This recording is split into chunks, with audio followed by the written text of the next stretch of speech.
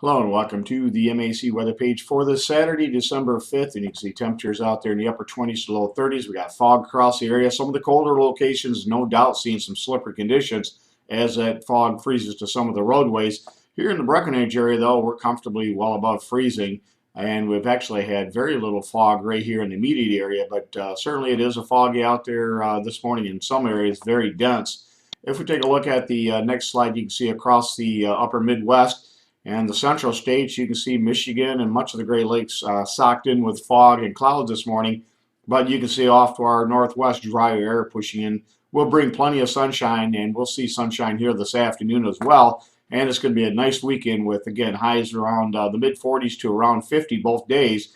And we don't expect any precipitation, most likely until later next week. And even then, it's very possible we could miss out on all the precipitation. We do have a couple of systems that's going to be heading our way, but as they run into the drier air, there's a good chance that they will dissipate to the point of bringing no precipitation to the area. We'll watch that over the next couple of days, however. And you can see on this morning's forecast at 7 a.m., low pressure well back to the southwest of the cold front, and the high pressure now taking control of our area. This high this morning is right over the Great Lakes, and that's why we had calm winds and with radiational cooling allowing the temperature to drop to the dew point levels and thus creating some fog.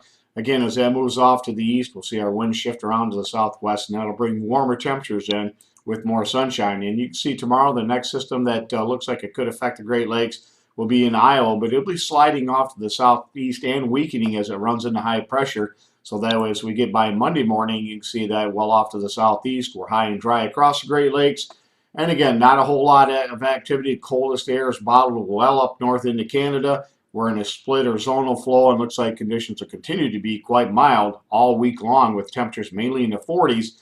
Again, with that cold front coming through Monday, we'll see our temperature drop from the mid 40s to low 50s down solidly down into the low to mid 40s. So a little bit cooler, but still pretty nice for this time of year.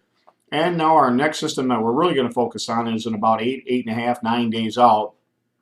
Here is the precipitatable water that we see in the forecast. This is day 8.5, and you can see this green, the darker green is an inch, and the lighter green is over an inch, around 1.25 inches. And that's well above normal for this time of year, and we'll have a strong storm that will be moving off to our northwest. You can see the dry slotted areas here. But as that storm moves out of the Central Plains to the west in towards north of Lake Superior, it's going to be quite a good storm, and it's going to be rapidly intensifying as it does. And you can see when that storm does move through, you can see the heaviest rainfalls now are expected to be from around the UP back towards Wisconsin, Iowa, down towards Oklahoma. But again, the models have been shifting a little bit farther south and east over time. The European is very much like the Canadian. This is the Canadian model. And the European will actually bring some 1.5 to 2.5 inch rains across western lower Michigan. And so it is getting closer. The previous run had the heaviest rains out in Wisconsin, much like this system does. So the European and the Canadian are trending closer and closer to the Great Lakes.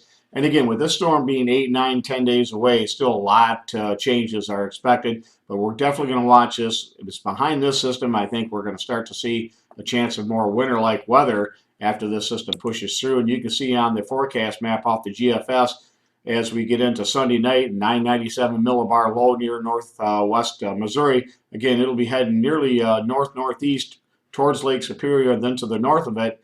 And by the time we get into Tuesday, not this coming Tuesday, but the following Tuesday, you can see this storm will really be rapidly deepening as it moves to the northwest of the Great Lakes. And with strong wind flow behind it, it's going to be a pretty windy storm here across the Great Lakes, and then colder air filtering in. It's beyond that we start to watch for systems that may be tracking across the country, possibly bringing some snow to the Great Lakes, perhaps just in time for Christmas. Thanks for stopping by, and have a great Saturday, a great weekend, and 73s to all.